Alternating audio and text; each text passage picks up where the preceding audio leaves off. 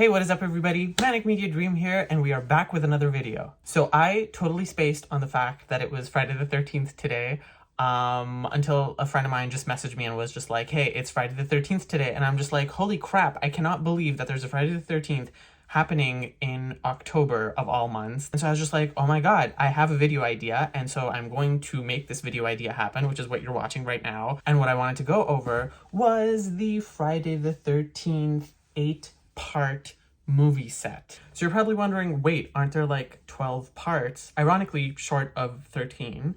And that's true. So there are 12 Friday the 13th movies, including the remake, but what ended up happening is that the first 8 parts were owned by Paramount. After that, they ended up selling to New Line Cinema, which is also responsible for like the Nightmare on Elm Street series, which is how we ended up with the Freddy vs. Jason crossover.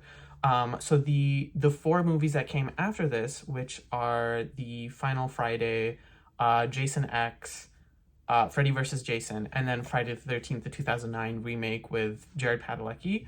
All of those were New Line properties. The first 8 solely Paramount movies, which is why they're included in one collection. So growing up, I was never super fascinated by Friday the 13th. Like it didn't really make as much of an impression on me as, let's say, like Nightmare on Elm Street, or the Halloween movies. There was something so almost like amateurish about the Friday the 13th movies that I just didn't really vibe with them. And once you dig a little bit deeper into how this movie came into being, it was actually heavily inspired by the Halloween movie series, because that's what like set off the whole like slasher genre with like iconic slasher mascots. So like there was Michael Myers, and then soon after it was somewhat followed by Jason Voorhees, who, interestingly enough, does not even have this appearance in the first movie, which we'll get into as we go through this unboxing. This is probably the most cost-effective way to get this set. And so what I was saying before is that Friday the 13th was, you know, it was never something that I was like the biggest fan of, which is why I just have like the cost-effective set of it. That's not to say I don't enjoy these movies. I actually have a great time watching Friday the 13th. Like, I feel like as an adult, I definitely appreciate them more because they're incredibly, for lack of a better word, campy.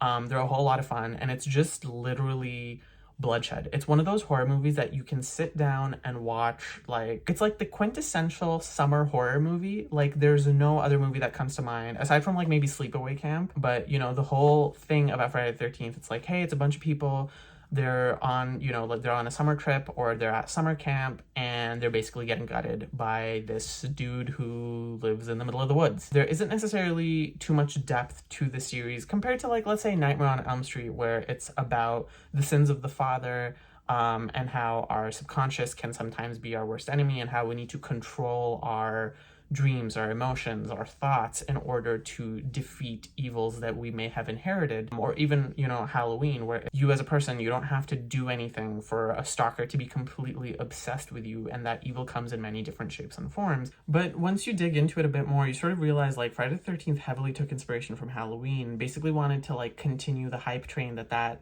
movie franchise created, where, you know, they wanted to have their own iconic slasher movie. And what they ended up doing was just titling it Friday the 13th. So Halloween sort of had the monopoly on the Halloween holiday. What these guys wanted to do was Friday the 13th, as in, you know, a day that's considered very unlucky. And so they crafted this mythology around it.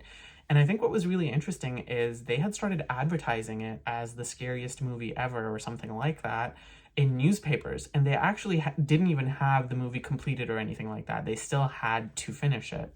So the fact that it became as big as it did is actually kind of incredible, which, again, like for something that is about unluckiness, they got really, really lucky with this franchise, especially considering that the first movie has nothing to do with this costume of Jason, which is like known throughout pop culture as like a defining aspect of the Friday the 13th series. So it's sort of like a have fun horror movie series, and I think it's so important because not everything needs to have depth, to be completely honest with you. Some things just need to be there for fun. And there's literally no better way than to just have this guy sitting around in your house, especially if you have a Blu-ray player, because then you could just pop it in and then just go through all of the movies on like one Halloween day where you throw a party. But anyway, let's take a look at the back and then we are going to take a look inside. All right, so here we have the front cover of Friday the 13th. I'm not the biggest fan of this cover for the 8 movie collection, just because it seems a bit too basic, but what I like is that at least it keeps up with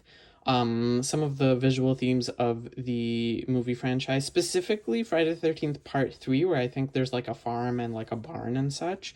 And so this just gives me like killer farmer vibes.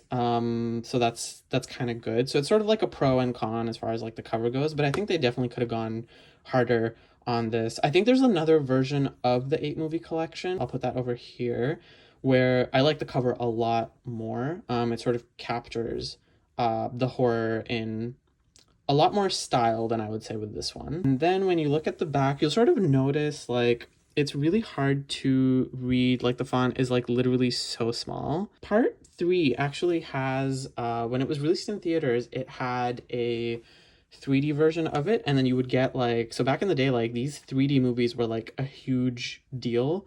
It was almost like a gimmick actually, where they would like, you know, it was like a marketing thing where they'd be like, oh yeah, you can sort of like see him stab you through the screen. And so that's what the Part 3 3D aspect is, and you actually get 2 versions of the movie when you insert the Blu-ray. So if you have 3D glasses, you can actually witness it the way that the audience witnessed it back in the day. And then, yeah, you just have the 8 movies in here, and then they all come with bonus features. One thing is, though, this set does not include, like, usually there's, like, sets are going to have, like, an additional bonus disc or something like that. So that's not the case with this set. Just the bonus features that each individual movie would come with. But it's like 16 hours worth of some pretty versatile horror movies, in the sense that these are good to watch in the summer, and they're also great to watch in the fall.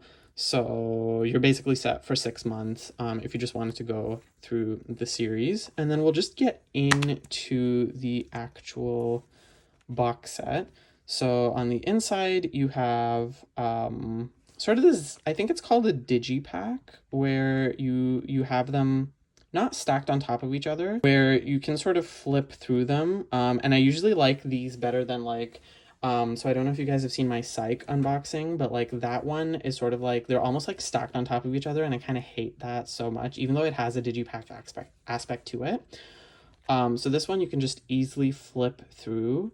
So very similar to like the Chucky one. So you have Friday the 13th, the first one. The first one doesn't even have Jason in it, but this movie did so well that they had to come up with a part 2, which was a similar story for like the Halloween series. Where the first one just did incredibly, that they literally had to create a sequel following the storyline of the first one, even though the director wanted to go in a different direction. So with Friday the 13th, this one was a hit, and then they came out with a part 2, and then part 3, and then it was just like serialized. And, you know, obviously like different people had different approaches, where we had some really good sequels and then some really questionable ones. I would actually say the first 4 movies are probably my favorite. The first one is great. The second one, I'm actually not a huge fan of, because I think this one has Jason just wearing a bag over his head, and the actual mask doesn't get introduced until part 3. So I think it's kind of incredible that this mask is what people identify Jason with, you know, especially since it like came so late in the game. So I really like the serialized aspect of the Friday the 13th series compared to other movie series, because it's sort of like piecing together his identity, mainly because the writers had no idea that this would continue. You could say that they were just making it up as they go along, but I feel like they did such a great job in making it up as they go along. And then the final chapter, which honestly should have been the end of the movie series, because I think it was like a perfect ending. But had that been the end, we never would have gotten one of my favorites, which is this one, Jason Lives. So part 6 is like literally one of my favorites, because it's like, it has aspects of like, it has comedic elements, and I usually like it when horror movies that don't take themselves seriously to begin with have comedy elements. So like I feel like the Halloween series it doesn't really have room for comedy, so it's always kind of dark and dreary. The Friday the 13th movies are so campy that I was like, oh, thank God they embraced it in Jason Lives and aren't being so like hardcore. Like A New Beginning was like so dark that I was just like, okay, we need to lighten this up because this franchise is not serious enough to be this dark.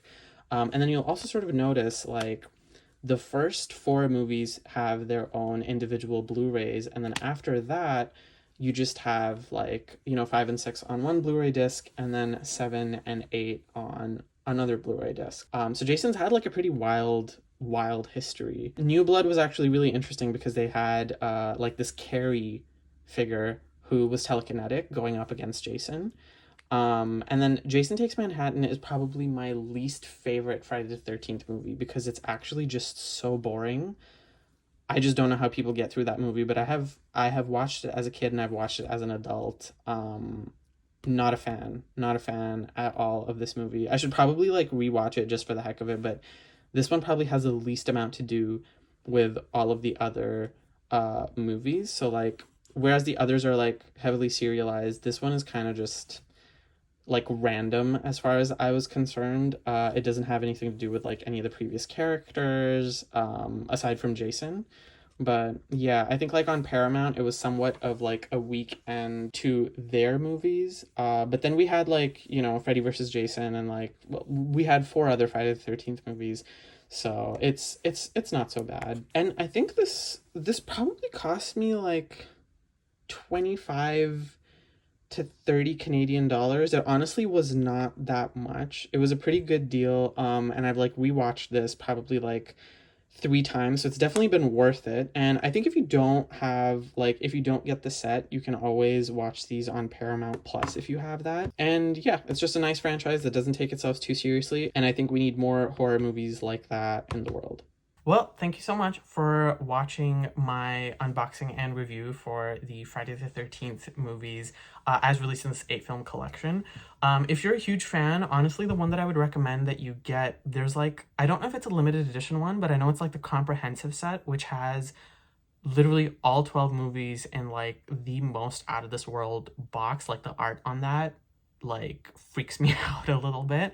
But that one's available, and I think what they've done with that set is really cool. Again, I'm not the biggest fan of this franchise, so I don't think I would go and spend that kind of money for it. But I know there's some huge Jason fans out there, so if that is your cup of tea, definitely go for that set. Also, it is the Halloween season, so I am going to be uploading a lot more videos. So if you are interested in things like the Halloween movie series, The Exorcist, some horror shows like Buffy the Vampire Slayer or Angel, Charmed, etc., make sure to hit that subscribe button because I'm going to be coming out with videos this month because it's literally my favorite month and I want to make sure that I'm feeding y'all some content. Also, I am now very, very active on TikTok, so make sure to follow me on TikTok. I'm having a great time on there, so definitely hit me up on TikTok. It'd be awesome to see some of you guys there. Make sure to give this video a like if you enjoyed and you just love the Halloween spirit. Oh, and make sure to leave a comment down below. I want to know you guys' favorite Friday the 13th movie, even if it's not any of the ones in this set. Do leave me a comment on what your favorite Friday the 13th movie was and why, because I am going to be rewatching these this Halloween and I kind of want to like take up my biases. So definitely do let me know because it's been a while and I kind of want to go into it with like an open mind. Like I was saying how Friday the 13th, Jason Takes Manhattan, I'm not a huge fan of that movie. On TikTok, there's a bunch of clips that are like specifically talking about Jason Takes Manhattan. And there were scenes like Jason being on the subway that I'm like, wow, I actually don't remember this because I thought that movie was just taking place on a ship. But I could be wrong. So let me know what your favorite ones are and like what elements about them are your favorite. And then that might actually change my mind when I'm going through these. But super, super excited and always a pleasure to talk to you guys. And I will chat with y'all later. Have a good one. Bye.